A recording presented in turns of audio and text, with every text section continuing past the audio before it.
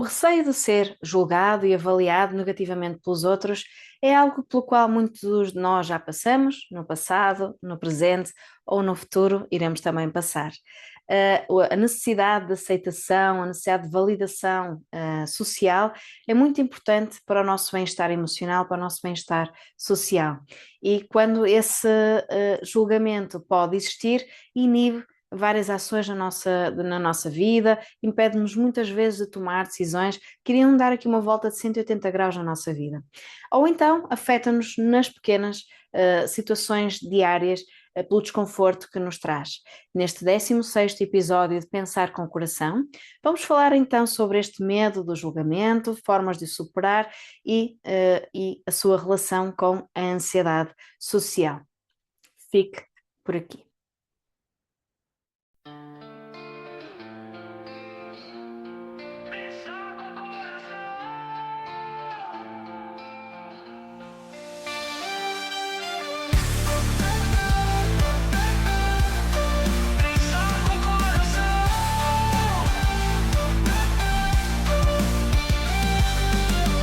Bem-vindo e bem-vinda ao podcast Pensar com o Coração. O meu nome é Lili Andrade, eu sou psicóloga clínica e estarei consigo neste podcast para descomplicar a psicologia, explorarmos as profundezas da mente, descobrirmos novas perspectivas e cultivar o bem-estar. Vamos a isso? A necessidade de ser aceite, de estarmos integrados numa comunidade, de sermos validados, de sentirmos pertenças, é uma necessidade fundamental para o ser humano. Somos seres sociais e, portanto, nós precisamos de pertencer. É uma questão de sobrevivência social, porque nós fomos nos desenvolvendo em comunidade e sozinhos nós estamos mais propensos, mais vulneráveis, mais desprotegidos e, portanto, mais em risco. Se nós pensarmos nisto como uma selva, se nós estivéssemos em selva, nós iríamos sentir-nos desprotegidos porque estávamos a solo e, portanto, não nos podíamos apoiar. Ou então, isto perante um predador, estava eu aqui a pensar num predador, mas nem tem que ser um predador, não é? Nós podemos estar numa situação em que estamos sozinhos, acontece-nos algum problema e não temos ninguém que nos venha ajudar, não temos mobilidade, isso também impede-nos, não é, de depois sobrevivermos. Quantas e quantas histórias de pessoas que se perderam na floresta sozinhas e que estavam em perigo, não é? E felizmente alguém as encontrou e essas histórias são positivas, mas é a questão de estar a solo, não é? Esta questão de nós precisamos uns dos outros. E se eu não for aceite na comunidade onde eu estou, há risco de eu ficar sozinho. E isso, então, como estava a dizer, afeta a minha vulnerabilidade. Por isso, cria-se então aqui a necessidade de que os outros me validem pela positiva, que sintam que eu sou relevante, que eu sou importante, que eu sou significativo e que eu possa então fazer parte daquela comunidade. E algures, muitas vezes na nossa história de desenvolvimento, surge esta dúvida sobre nós próprios, não é? Serei eu capaz de, serei eu relevante o suficiente? Portanto, serei eu importante, significativo, significante para fazer parte? É algo que muitas vezes esta dúvida não é implantada pelas nossas vivências. Por exemplo, se eu passei dificuldades em integração na escola, quer na infância, quer na adolescência, desafios nos relacionamentos, um contexto de autocrítica elevado, de experiências de humilhação perante os outros, são aqui alguns exemplos que podem estar na base deste medo, não é? Do julgamento, deste receio daquilo que os outros vão pensar sobre mim e do impacto que depois isso tem nas minhas ações no dia a dia. E é aqui que entra a ansiedade social. A ansiedade social é uma problemática em que as pessoas têm medo de serem julgados pelas outras pessoas e isso afeta a sua atuação no dia a dia, sentem mesmo ansiedade na atuação do dia a dia. Imaginemos numa apresentação, a pessoa sente-se ansiosa por fazer essa apresentação, por falar em público. Existe imensa gente que tem medo de falar em público, tem medo da exposição, porque na realidade tem medo daquilo que os outros poderão pensar sobre si próprio. E, portanto, esse julgamento, que no fundo reflete o julgamento já pessoal, faz com que as pessoas olhem para essas situações da exposição pela negativa, pelo dano que isso lhes pode causar, ficam efetivamente ansiosas. Fisiologicamente, essa ansiedade acontece, portanto, batimentos cardíacos acelerados, os suores, muitas vezes o rubor no rosto. E o bloqueio, não é? Eu sentir que a mente não traz nada, há um apagão, não é? E muitas vezes também este receio de ter o bloqueio naquele momento da exposição, e portanto também acaba muitas vezes por trazer um evitamento de situações em que a pessoa se vai sentir mais exposta e limitar então a área de atuação. É importante olhar para a ansiedade social como um espectro, em que num lado nós temos a timidez e no outro lado temos aquela que é conhecida a fobia social. Aqui o extremo, em que é o medo de sair de casa e cruzar-me com as pessoas na rua, é o medo de fazer um pedido no café daquilo que eu quero e o que é que vão pensar de mim. Às vezes até o medo, não é? Eu vou entrar no café, as pessoas olham, o que é que elas estão a pensar sobre mim? É o medo instalado, é o pânico, não é? E que muitas vezes é impossibilitador neste extremo. A pessoa não tem grandes áreas de atuação na sua vida porque tem medo, e quanto mais se refugia nessa insegurança, não é? Vai sentir alívio imediato, mas vai estar a condicionar a sua área de conforto, a sua área conhecida de atuação, e portanto, de cada vez que for desafiada para algo fora desta sua área conhecida e segura, vai estar em pânico, não é? Vai sentir que é ameaçador. E, portanto, temos neste extremo e temos no outro polo a timidez que muitos de nós já sentimos ou ficamos envergonhados num determinado contexto, e portanto aqui no meio nós podemos depois ter o medo de falar em público, podemos ter o medo de fazer as coisas básicas do dia a dia, determinados pedidos, o falar ao telefone, por exemplo. São aqui e o receio, não é, de ser mal avaliado no networking, por exemplo, portanto, é falar em público, mas não em jeito de palestra, não é? É um falar em público de par para par ou em pequenos grupos, e portanto, este receio de ser mal avaliado pelos outros. A ansiedade social, portanto, reconhecendo este espectro, eu vou falar sempre da ansiedade social, sabendo que temos aqui bastante variabilidade neste espectro da ansiedade social. A ansiedade social, de facto, causa prejuízo na nossa vida. Muitas vezes, esta dificuldade em falar em público, as pessoas não enquadram na ansiedade social, mas é ansiedade social e tem a sua origem na bagagem, porque nós não nascemos com ansiedade social. É algo que se vai desenvolvendo na nossa vida, ou porque nós éramos mais tímidos, então fomos mais protegidos e não fomos tão expostos a situações de exposição, ou porque até fomos e houve, e são coisas subtis que o nosso cérebro guarda enquanto miúdos. Eu fui fazer uma apresentação e contei uma piada, lembrei-me de contar uma piada e riram-se, mas aquilo foi interpretado como não gostaram da piada, riram-se de mim.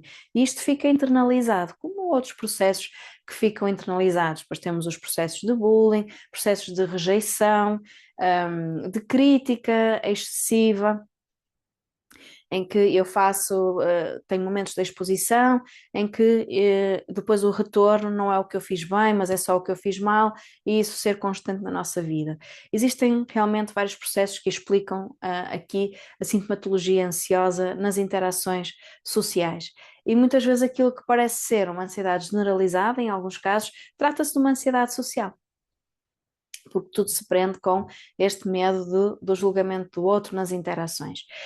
Um outro aspecto que também gostaria de trazer é que nas interações sociais existe uma hipervigilância. Hipervigilância, uma autoconsciência elevada sobre nós próprios, sobre a forma como eu estou a falar, sobre a forma como eu estou a mover o meu corpo, a forma como eu mantenho ou não contacto ocular, e nas interações eu acabo por estar mesmo hipervigilante nesses momentos, no momento em que eu estou a falar em público e reparei que a minha voz tremeu um pouco, e depois só consigo pensar na minha voz, eles estão a perceber que eu estou nervosa, isto não está a correr bem, vão sentir que eu sou inseguro, e agora eu tinha que falar não sei o que, eu já me perdi, e portanto isto depois é um acentuar de questões e de questões internas, dúvidas internas, e vão inibir as minhas ações no futuro. E uma das estratégias passa por eu procurar baixar esta autoconsciência, procurar focar-me no outro, observar os outros, observar a cadência da comunicação, observar o tema que está a ser trazido, sair de mim para poder focar-me naquela conversa e não estar tão preocupado com aquilo que outra pessoa poderá estar a pensar sobre mim. Por vezes surge a dúvida, não é? Do que é que eu hei de dizer, o que é que eu hei de falar. Está tudo certo, às vezes nós não sabemos o que fazer, não é? E podemos ir nos desafiando e sermos criativos e trazer aqui algumas estratégias, perguntar, fazer perguntas à outra pessoa, para desbloquearmos este nosso vazio, não é? Este nosso vazio interno do o que é que eu agora falo, o que é que eu agora digo. E repare, como mais uma vez está centrado em mim, não é? Nesta hipervigilância. Então, primeiro ponto, trabalharmos a redução desta hipervigilância, diminuirmos esta autoconsciência, centrarmos-nos no outro, procurarmos também relaxar, às vezes antes de um determinado evento em que eu tenho que me. Quando eu digo relaxar, é descontrair, não tenho que ficar deitado numa marquesa zen, não é nesse sentido, mas ativar estados de calma, estados de tranquilidade, a respiração é sempre uma mais-valia, visualizar um lugar tranquilo que nos conecte com um lugar de calma, trazer para nós situações positivas de interação social, estas nossas competências, elas estiveram ali. Trazer também esta ideia de que as outras pessoas também sentem insegurança, também percebem que não são perfeitas, que têm falhas e tentarmos não pensar que somos os únicos no mundo, que somos incapazes, que não somos, mas pensarmos que, ok, só nós é que não temos estas competências, nós é que temos estas dificuldades, isto não acontece com os outros, nada disso. Portanto, pensarmos que as outras pessoas também passam por esses desafios e mais do que aquilo que a gente julga, portanto, quando nós trazemos estas questões sobre falar em público, sobre as interações sociais, sobre aquilo que eu sinto ou que eu acho que os outros estão a pensar sobre mim, nós vemos que isto é muito transversal a muitos e muitas de nós, com maior ou menor sofrimento psicológico, dentro daquele espectro que eu falei. Porque realmente nós somos seres sociais e queremos pertencer, e quando estamos a ter dificuldade em pertencer, estas questões surgem. E outro aspecto importante também, como estratégia para nos apaziguarmos, passa por trabalharmos um diálogo interno mais positivo, mais possibilitador, vermos qualidades, vermos como pessoas relevantes, e também acolhermos que nós não vamos agradar a toda a gente. Não é? Não é suposto nós agradamos a toda a gente porque as pessoas são diferentes e esta desejabilidade social muitas vezes nos inibe de avançar. Portanto, ter presente este discurso gentil, não é? Que eu estou em processo, nem sempre vou interagir bem, e às vezes há um julgamento efetivo e eu tento perceber o que é que eu posso acolher para mim e o que é que eu largo, não é? O que é que eu posso trabalhar a partir daí, a partir dessa evidência. Mas na maior parte das situações não são evidências, são achismos da nossa parte, são pensamentos que nós temos, que achamos que os outros pensam sobre nós, mas são, no fundo, projeções das nossas inseguranças. E, portanto, termos um diálogo de acolhimento, de gentileza, de compaixão para connosco, ajuda também neste processo. E pensarmos que os outros também também pensam da mesma forma, não é? Também têm as suas inseguranças e também querem ser aceites. Outro ponto importante é minimizarmos este ficarmos no nosso canto. nós podemos ir nos desafiando nas pequenas coisas. Às vezes sugiro irmos começando estes desafios junto de contextos que são menos desconfortáveis para nós, mas que nos colocam em algum desconforto. Portanto, permitirmos ter mais interações para testarmos, para vermos, então, aumentarmos aqui a nossa sensação de conforto e de habilidade. É a prática que nos ajuda a lidar com estes desafios. E nós não temos que partir já para a conversa, nós podemos ir num primeiro momento observar os outros, observar as interações, mas com mente curiosa e uma mente aberta, não uma mente julgadora, que vai observar os outros a pensar, olha, não consigo fazer aquilo, olha, não consigo fazer aquilo outro, não com esse sentido, mas observar e perceber que se calhar aquela pessoa também tem dificuldade ou tem o mesmo tipo de pensamentos que eu. Quando nós nos abrimos ao outro, nós vamos percebendo que dúvidas e anseios que nós temos são também partilhados por outras pessoas. Nós não estamos sozinhos neste mundo e nós não estamos sozinhos nos processos. Nós, enquanto ser humano, temos muitas coisas em comum porque temos aqui esta base biológica de sobrevivência que nos foi incutida. Segundo também, não é? Pensando aqui no Jung, temos aqui um inconsciente coletivo que passa, não é, por estas experiências que são transversais à cultura, que são transversais aqui à nossa espécie e que nós guardamos no nosso dia a dia.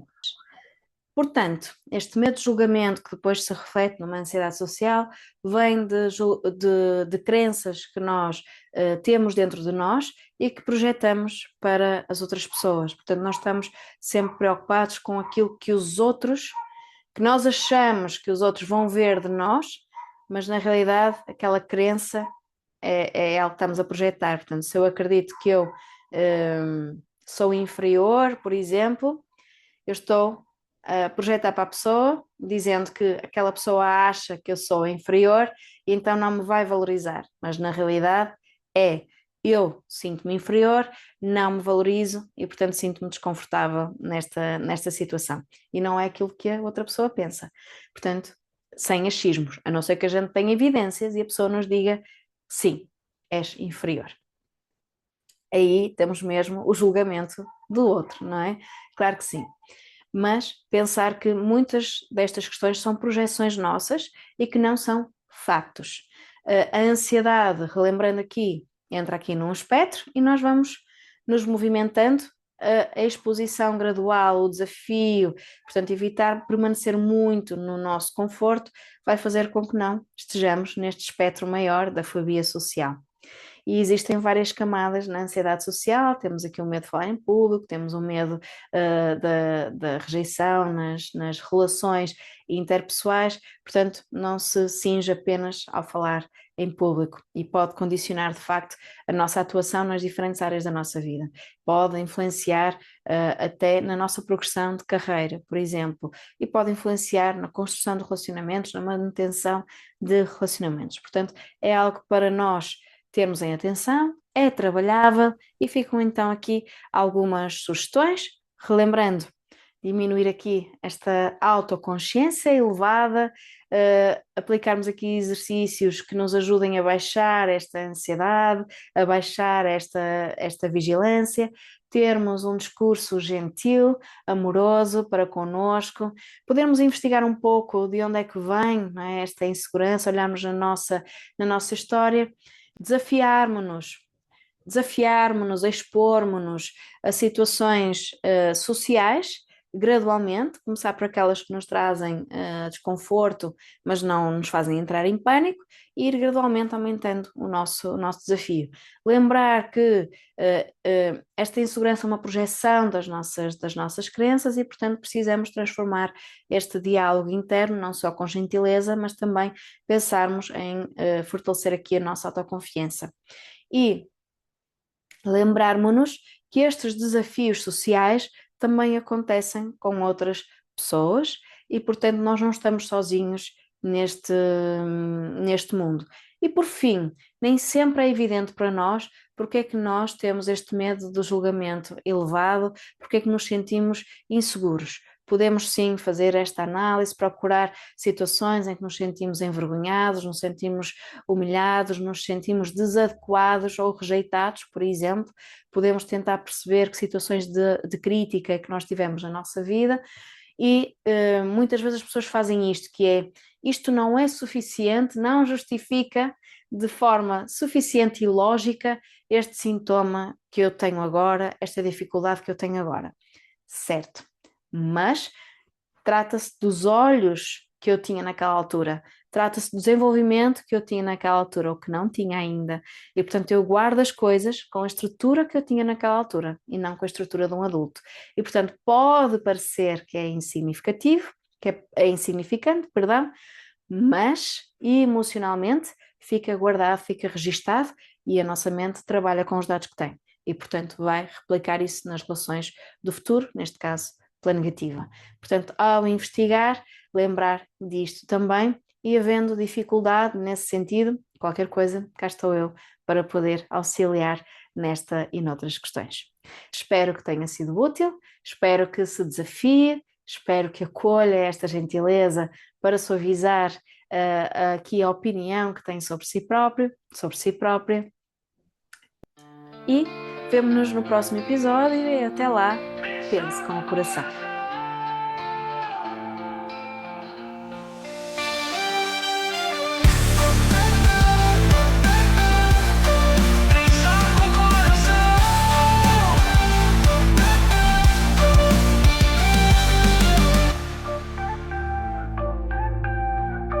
Pensar com o coração.